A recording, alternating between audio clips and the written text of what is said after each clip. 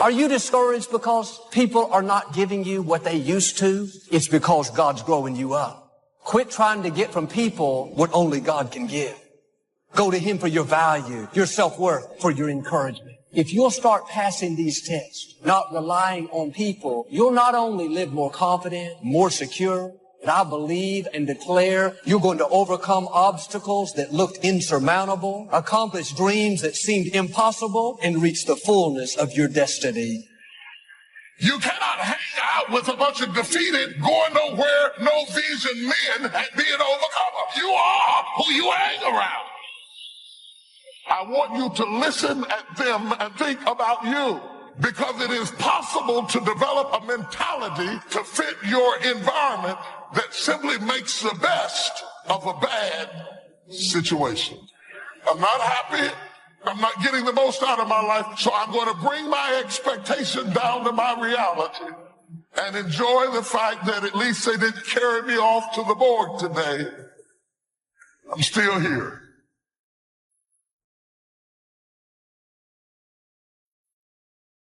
You don't need everyone that you think you need. You're depending on too many people.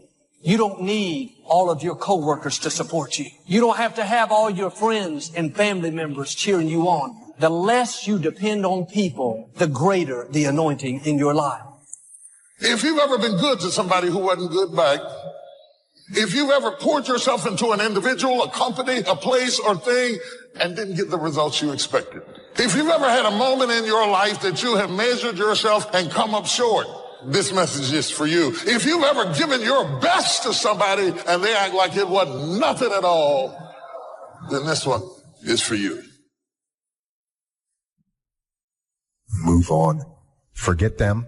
They are lying and they are untrustworthy. So move on. You got to see them for what they are.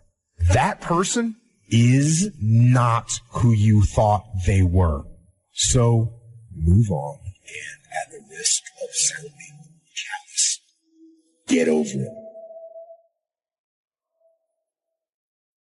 No one is such a real enemy as a false friend. The worst thing you can do when somebody hurts you, listen, the worst thing you can do is to harbor your hurt, because harbored hurt becomes burden bitterness. Not most of the time, not a lot of the time, every single time. If somebody hurts you and you hold it in and you brood over it, harbored hurt becomes burden bitterness.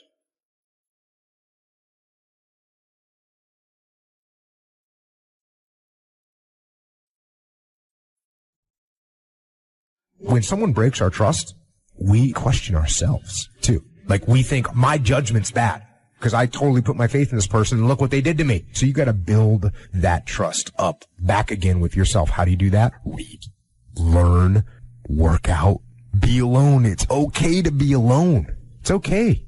There's no big deal. Enjoy it. Do something productive and build that trust up in yourself. You know, look back at the situation, learn from it. You must be very intentional and deliberate. You're not going to wake up one day and find a law degree. You're going to have to work for it. And your problem is you wake up on Monday and you might be strong, but by Wednesday, you're not intentional and deliberate. You are hoping that the best is going to happen to you, and the best never happens to you. If you look in the mirror tomorrow and say that, you will change. Because nobody likes thinking of themselves as a failure.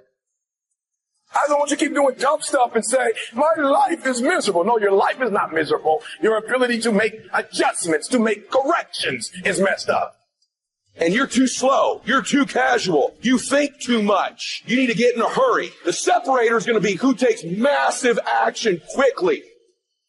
They print money. They don't print time. They don't print opportunities. You can lose money and get it back. You can't get time back. You can't get experiences back. Average people focus on money. The greats focus on time, because I can't get my time back. If for 10 years, if you didn't avoid doing what you knew you needed to do, what would you be like? What would happen if you just stopped wasting the opportunities that are in front of you? You'd be 10 times more efficient. You have no idea how efficient people get. If you want to make your dream become reality, the people that are running at their dreams know that you can live your dream, that it's necessary, that you're relentless, that you have a plan of action, that you are creative. The people that are living their dream are finding winners to attach themselves to.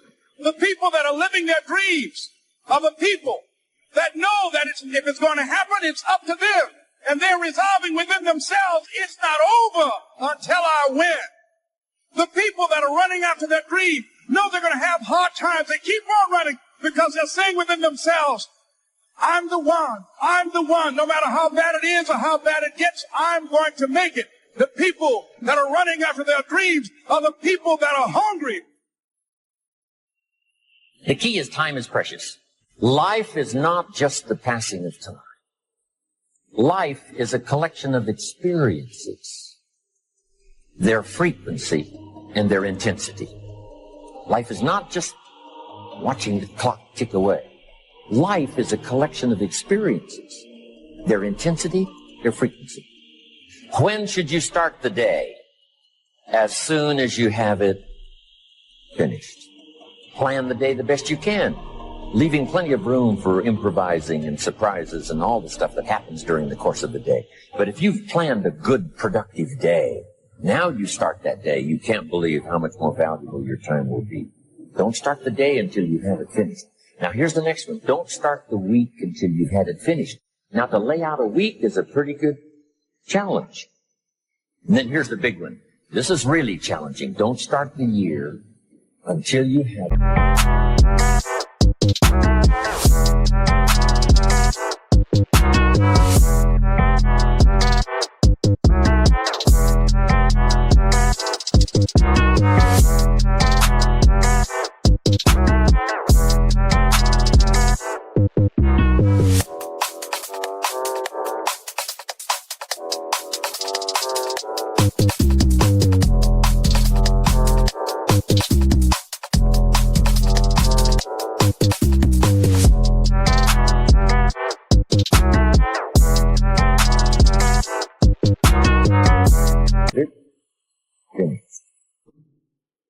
To the best of your ability. It can't be finished like minute by minute. But in terms of the sweep of what you want to accomplish, make sure that that's set and ready to go by the time January 1st rolls around. And it might get all upset. It might get torn up when you do a new one. You make so much progress the first 90 days that now you've multiplied it all by 2, by 3. Because that happened to me. I thought, wow, this is going to be a great year. By the time I'd finished the 3rd month, I'm rolling. I'm soaring. So many things are happening. I revised my whole year's plan. Next key. The time management. And that's work longer and harder. But see, there's a limit to that.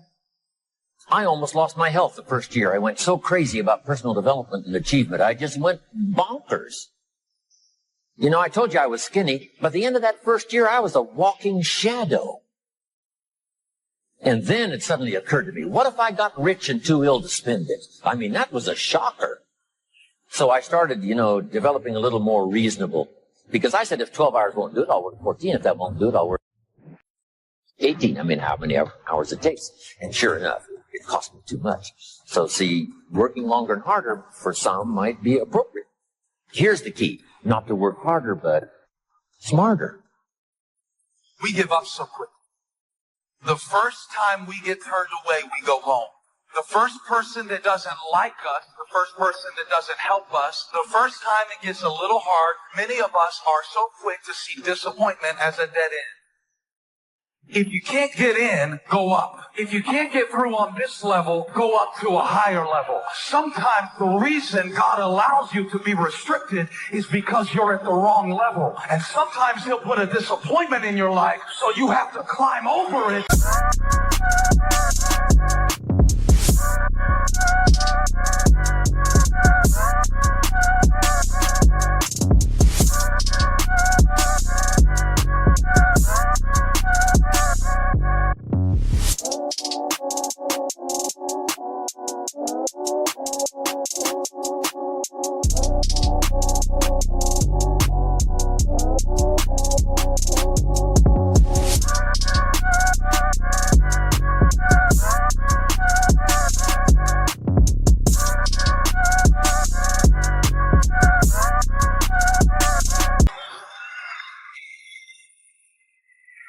restoration will come. Healing will come if you won't give up.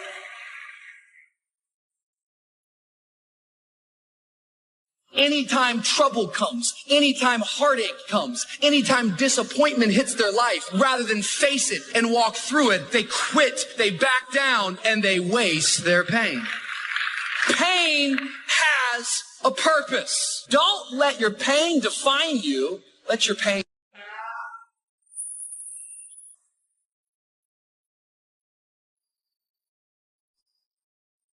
Now, our job is not to be the person who exposes betrayers. Our job is to make sure that we stay resilient enough to know that betrayers are going to come and go, but we're going to walk by faith and not by sight. And we are going to forgive people. We are going to enjoy our life.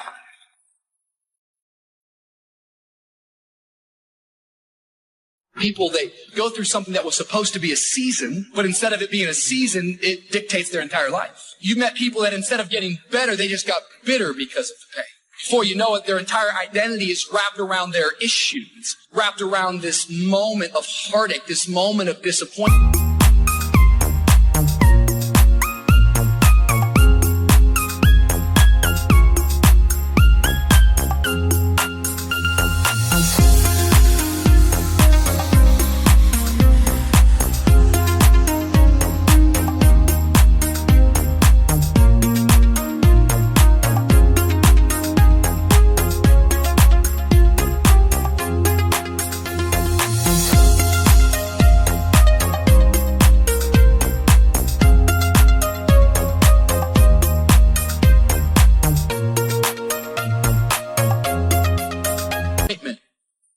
You've met people that have been betrayed by a friend, and instead of forgiving, instead of rising back up, instead of being the friend that they're looking for, they isolate and they back down. You meet people that their dreams never came to pass, and because the dreams never came to pass, they just now become a critic of anybody else who goes for their dreams. 80% of the things we do are busy things that we do in an area that is not effective. The average person only spends 20% of their time doing the thing that they are really gifted at, created at, excited to do, and the rest of it is all the dumb stuff that we all have to do in order to survive. Wonder what would happen if we would go from doing 80% of things that are busy but not effective and 20% of the things that are really effective if we would switch those numbers around and only give 20% of our time to the things that we have to do and 80% of our time to the thing that we were created to do.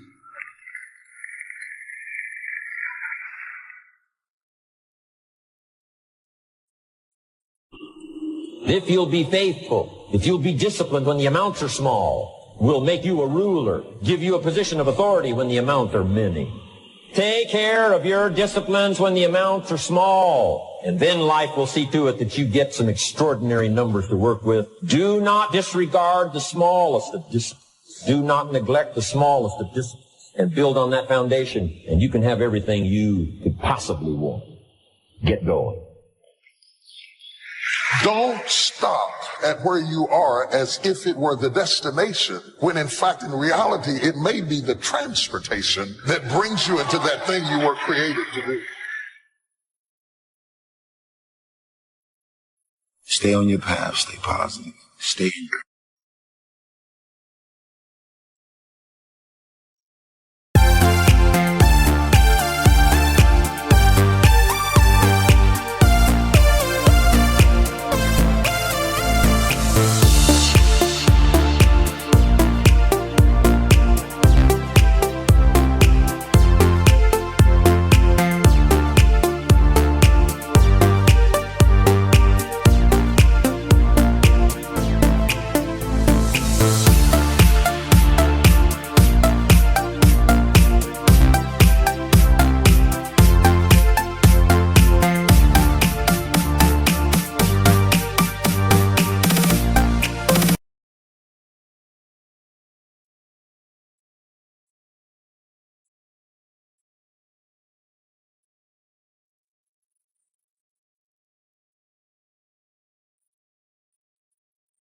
courage. Keep praying. I want you to start praying specific prayers. And that way you're going to start witnessing God bless you. specifically. Don't feel like you're being greedy or over the top. It's beautiful to recognize when you're blessed. It's okay to start asking for blessings.